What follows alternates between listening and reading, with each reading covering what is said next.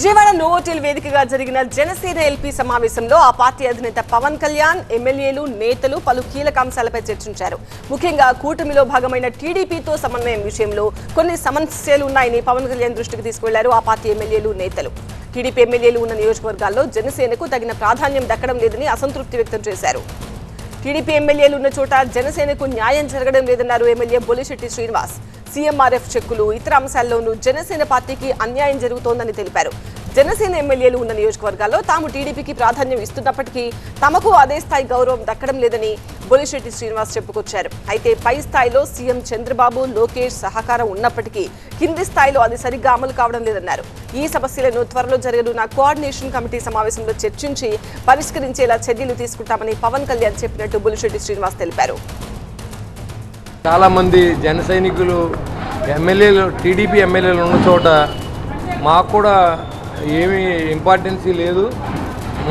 ఏదైతే జనసేన ఎక్కిన చోట వాళ్ళ సమానమైన చేతి తీసుకున్నప్పుడు కూడా ఉన్న చోట్ల ఎక్కడ న్యాయం జరగట్లేదు అనేది చాలా కాన్స్టిట్యూన్సీ నుంచి ఆయన నోటీసులో వచ్చింది. దాన్ని చంద్రబాబు గారు అయితే అందరికీ చెప్తూ ఉన్నారు.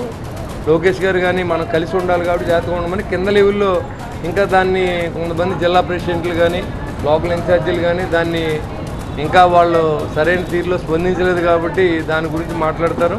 ఏదైతే వాళ్ళకి ఎలా ఇస్తూ ఉన్నామో మనం మేము ఉన్న చోట వాళ్ళకి ఎలా అయితే సీఎంఆర్ఎఫ్ ఇస్తున్నారో అలాగే వాళ్ళు ఉన్న చోట కూడా జనసేనకి ఇవ్వాలనేది ప్రధాన డిమాండ్ కాబోతోంది కోఆర్డినేషన్ మీటింగ్లో.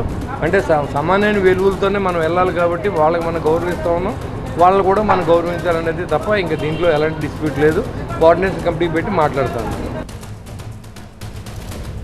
మరోవైపు ఏపీలోని తాజా రాజకీయ పరిణామాలు, పార్టీ సభ్యత్వ నమోదుపైన జనసేన ఎల్పీ సమావేశంలో చర్చ జరిగింది.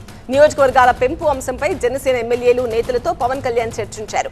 పార్టీ బలోపేతంతో పాటు కొత్త నాయకత్వ నియామకంపైన పలు కీలక సూచనలు చేశారు. పటిష్టమైన కమిటీలు ఏర్పాటు చేసి గ్రౌండ్ లెవెల్లోకి వెళ్లాలని ఆదేశించారు. ప్రభుత్వ కార్యక్రమాలలో ప్రతి ఒక్కరూ పాల్గొనాలని సూచించారు. అలాగే స్థానిక ఎన్నికలపై దృష్టి సారించాలని పవన్ కళ్యాణ్ చెప్పినట్టు జనసేన ఎమ్మెల్యేలు తెలిపారు. పవన్ కళ్యాణ్ గారు పార్టీ తాలూకా మెంబర్షిప్ డ్రైవ్ గురించి, అలాగే పార్టీ బలోపేతం గురించి, అలాగే మనం చేసే మంచి కార్యక్రమాలన్నీ కూడా, ఎందుకంటే ఈరోజు ఆదివాసులకి రోడ్లు వేస్తున్నాం, కొన్ని కోట్లు ఖర్చు పెట్టి గ్రామీణ ప్రాంతాల అభివృద్ధికి చాలా పాటుపడుతున్నాం. కాబట్టి ఇవన్నీ కూడా ప్రజల్లోకి బలంగా తీసుకువెళ్ళాలి. మనం స్థానిక సంస్థల ఎన్నికలకి రెడీ అవ్వాలి. వైసీపీ కుతంత్ర రాజకీయాలను మనం తిప్పికొడదాం. అలాగే జనసేన పార్టీ ఎమ్మెల్యేల మీద ప్రత్యేకంగా వాళ్ళ బురద జల్లడానికి చేస్తున్న కార్యక్రమాలను కూడా మనం చేస్తున్న మంచి పనులను ప్రజలకు తెలియజేస్తూ దాన్ని కూడా తిప్పికొట్టాల్సిన అవసరం ఎంతైనా ఉంది అని చెప్పి మాకు ఈరోజు దిశానిర్దేశం చేయడం జరిగింది. విజయవాడ నోవోటెల్ వేదికగా జరిగిన జనసేన ఎల్పీ సమావేశం highlights TV9 associate editor Eshwar అందిస్తారు. ఈశ్వర్, టీడీపీ ఎమ్మెల్యేలు ఉన్న అన్ని నియోజకవర్గాల్లో ఇదే పరిస్థితి ఉందా, లేదంటే కొన్ని నియోజకవర్గాలు ఏమైనా పర్టికులర్గా మెన్షన్ చేశారు జనసేన నేతలు? టీడీపీ అధిష్టానానికి ఈ విషయాలు తెలుసా? ఎందుకు సమన్వయం లోపిస్తోంది? ప్రధానంగా ఈరోజు సమావేశంలో కూటమి ఐక్యత మీద, కూటమికి సమన్వయానికి సంబంధించిన అంశం మీదే కీలకమైన చర్చ జరిగింది. దానికి సంబంధించిన కంప్లైంట్స్ ఎక్కువగా వస్తున్న నేపథ్యంలోనే పవన్ కళ్యాణ్ చాలా అకస్మాత్తుగానే ఈ సమావేశాన్ని ఏర్పాటు చేశారని చెప్పుకోవాల్సిన నేపథ్యం కనిపించింది. ఎందుకంటే చాలా పై స్థాయిలో నేతలు గట్టిగా చెప్తున్నప్పటికీ కూడా కూటమి కలిసి ఉండాలి, 15 సంవత్సరాలు కూటమి కలిసే ముందుకు వెళ్లాల్సిన అవసరం ఉంటుందని పదే అవకాశం వచ్చినప్పుడల్లా పవన్ కళ్యాణ్ చెప్తున్నప్పటికీ కూడా కింది స్థాయిలో చాలా గ్యాప్ పెరుగుతోంది. నిరంతరం శ్రేణుల మధ్య అంతరాలు సృష్టించబడుతున్నాయి, శ్రేణుల మధ్య వివాదాలు జరుగుతున్నాయి, ఘర్షణలు జరుగుతున్నాయి. రాజంపేట లాంటి చోట కావచ్చు, లేకపోతే కొన్ని చోట్ల జనసేనలో కొన్ని గ్రూపులుగా విడిపోయారు. పాలకొండ లాంటి చోట ఎమ్మెల్యేకి జనసేన కంటే టీడీపీ నేతలు దగ్గర అవుతున్నారన్న కంప్లైంట్స్ ఆ పార్టీ నేతల నుంచి ఉంది. సో ఒక్కొక్క నియోజకవర్గంలో ఒక్కొక్క కంప్లైంట్ అక్కడ.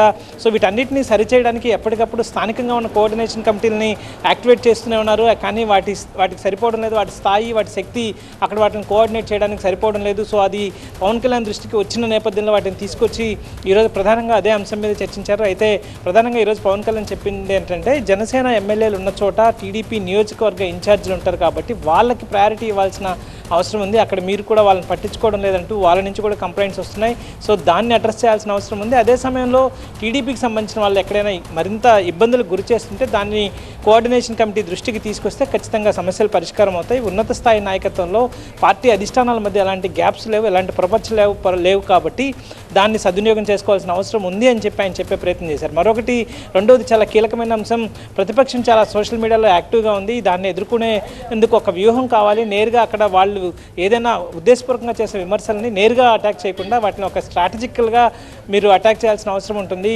దానికోసం పార్టీ స్థానిక నాయకత్వాన్ని కూడా ఇన్వాల్వ్ చేయాల్సిన అవసరం ఉంటుంది. ఇండివిజువల్గా ఎక్కువగా రెస్పాండ్ అవుతున్నారు, దానివల్ల పార్టీకి ఎక్కువగా నష్టం కలుగుతుందని చెప్పే ప్రయత్నం చేశారు. అలాగే జనసేన నియోజకవర్గాలు, జనసేన ఎమ్మెల్యేలు ఉన్న నియోజకవర్గాల్లో అభివృద్ధికి మోడల్గా తయారు చేయాల్సిన అవసరం ఉంటుంది.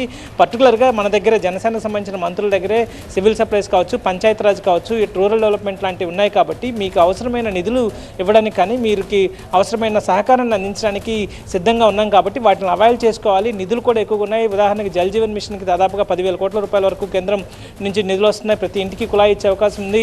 సో అట్లాంటివి ఎక్కువగా జనసేనకు సంబంధించిన ఎమ్మెల్యేలు ఉన్న నియోజకవర్గాల్లో పూర్తి స్థాయిలో వాటిని అమలు చేయడం ద్వారా ఒక మోడల్ కాన్స్టిట్యున్సీలని తయారు చేసిన విధంగా వాటిని ఏర్పాటు చేయాలని చెప్పి ఆయన సూచించడం జరిగింది. ఇంకొక సందర్భంలో స్థానిక సంస్థల ఎన్నికలు రాబోతున్నాయి. ఎందుకంటే ఇప్పటికే ప్రస్తుతం ఉన్న పదవీ కాలం ముగిసింది స్థానిక సంస్థలకు కావచ్చు, లేకపోతే మున్సిపల్ బాడీస్ అన్నిటికీ. సో వాటి స్థానంలో మళ్ళీ ఎలక్షన్ జరగబోతున్నాయి. ప్రస్తుతం స్పెషల్ ఆఫీసర్ల పాలనలో అన్నీ నడుస్తున్నాయి. సో ఎన్నికలు జరుగుతున్నాయి కాబట్టి మరొకసారి పార్టీ ఆర్గనైజేషన్ని చాలా స్ట్రక్చరల్గా చేంజెస్ తీసుకురావాల్సిన అవసరం ఉంటుంది. ఇప్పటికే దానికి సంబంధించి మొదటి దశలో సభ్యత నమోదు కార్యక్రమం దిగ్విజయంగా పూర్తయింది. దాదాపుగా ఈ రోజుతో అది చివరి దశకి చేరుకుని దాదాపు 15 లక్షల వరకు సభ్యత నమోదు వరకు పూర్తి చేయగలిగారు. కానీ వాటిని ఎఫెక్టివ్గా, కన్స్ట్రక్టివ్గా కమిటీలు నియమించుకోవాల్సిన అవసరం ఉంటుంది. గ్రామ స్థాయిలో బూత్ కమిటీల నుంచి వాటిని నిర్మాణాత్మకంగా కమిటీలని నియమించాలి. వాటికి కూడా ప్రజాస్వామ్య పద్ధతుల్లోనే పిఠాపురంలో అట్లాంటి ప్రయత్నం చేశారు.